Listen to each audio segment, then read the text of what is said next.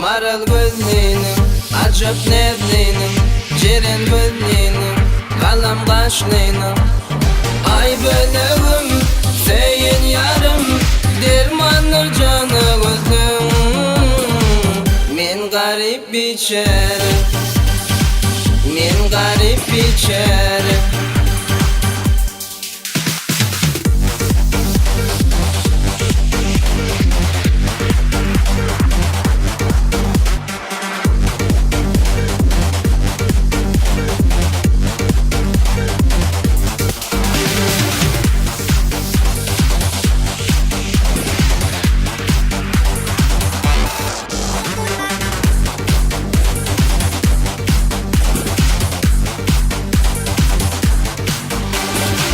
Şirin sözlüğünüm, ince bildiğinim, şınar boyluyum, kara saçlıyım.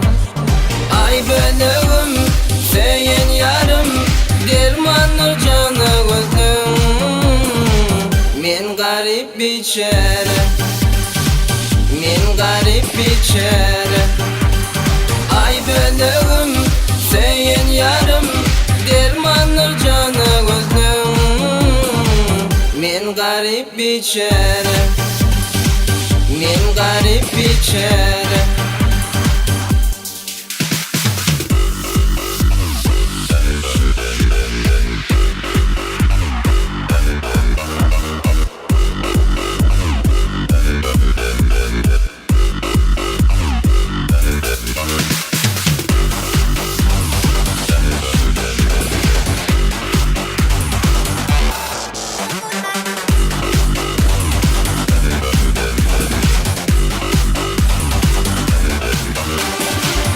Kumay gözlüğünüm, aydek yüzlüğünüm, bakar yazlığınım, küncü dişlüğünüm. Ay bölüğüm, seyin yarım, dermanır canı gözlüm. Men garip biçerim, men garip biçerim. Ay bölüğüm, seyin yarım, dermanır canı gözlüm.